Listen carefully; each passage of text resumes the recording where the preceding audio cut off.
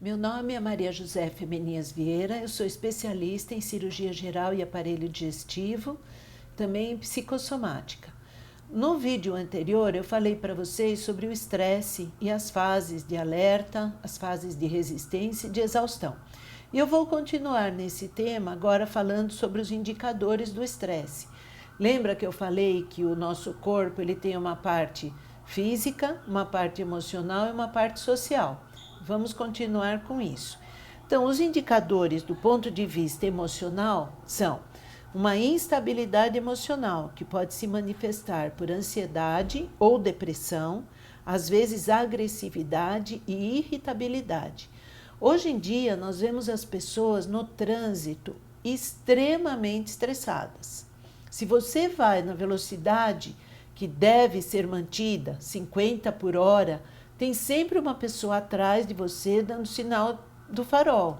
Ela tem uma agressividade tão grande e quando ela consegue passar, às vezes ela te fecha. Isso é estresse. Isso não é outra coisa. A pessoa vive num mundo em que ela tem, às vezes, a dificuldade financeira, o medo do emprego, de perder o emprego, problemas familiares e ela não consegue lidar com isso. É a hora de pedir ajuda. Muitas vezes nós agredimos uma pessoa assim. E isso apenas faz com que adicione mais estresse na vida dela. Outra coisa, outro indicador do estresse são os danos físicos, úlceras.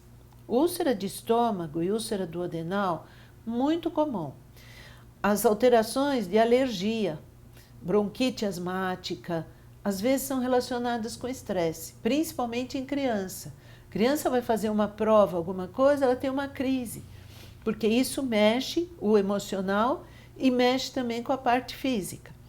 A enxaqueca, dor de cabeça, alcoolismo é considerado uma doença, disfunções coronarianas, circulatórias e disfunções sexuais. E no trabalho, a pessoa tem uma queda do desempenho profissional. Começa a faltar muito, isso dá um problema financeiro bem grande para as empresas. Acidentes de trabalho podem acontecer por causa do estresse, conflitos domésticos e, às vezes, infelizmente, uma apatia. A pessoa entra numa situação de estresse tão grande que ela fica apática, ela não quer saber de mais nada. Isto é muito grave e muito sério. Também uma outra coisa que eu gostaria de deixar como mensagem são os tipos de estresse.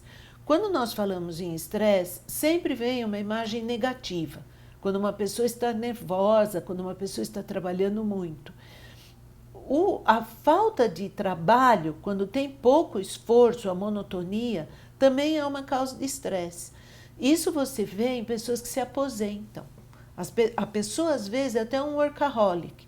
Trabalha muito, gosta de trabalhar. E quando ela se aposenta e diminui o movimento, ela fica estressada. É o que nós chamamos do distress.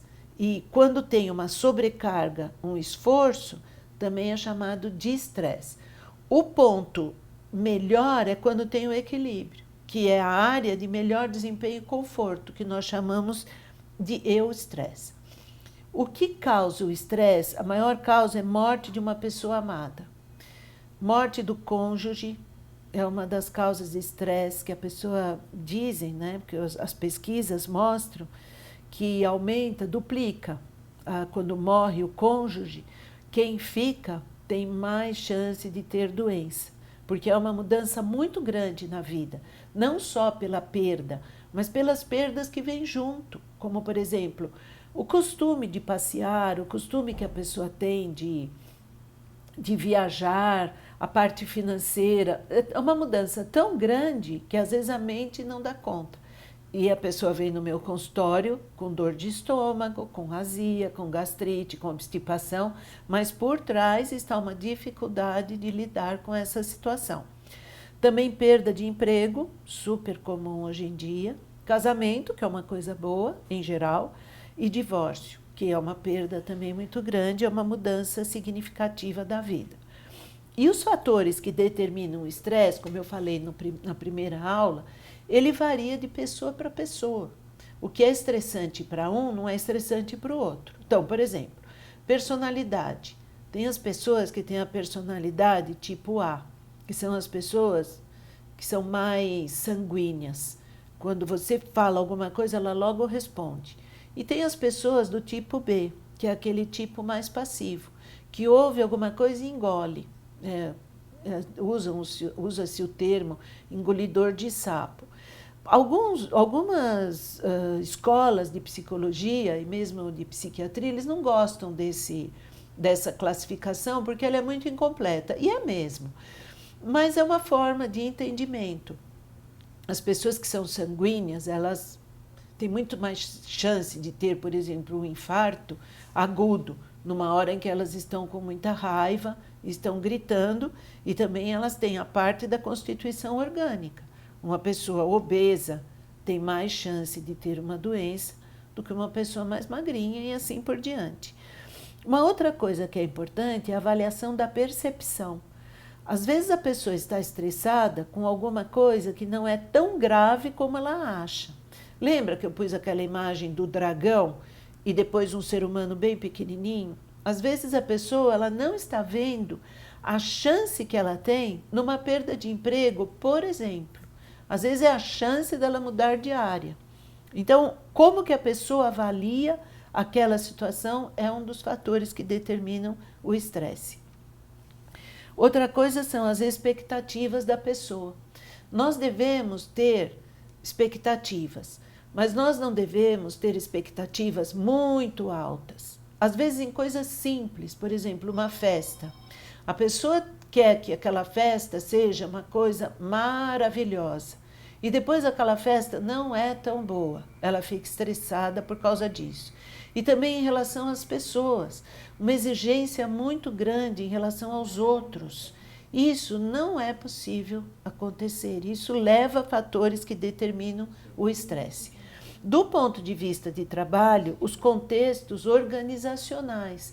Então, tem políticas de empresas que causam mais estresse do que outras. Isso tem que ser levado em conta.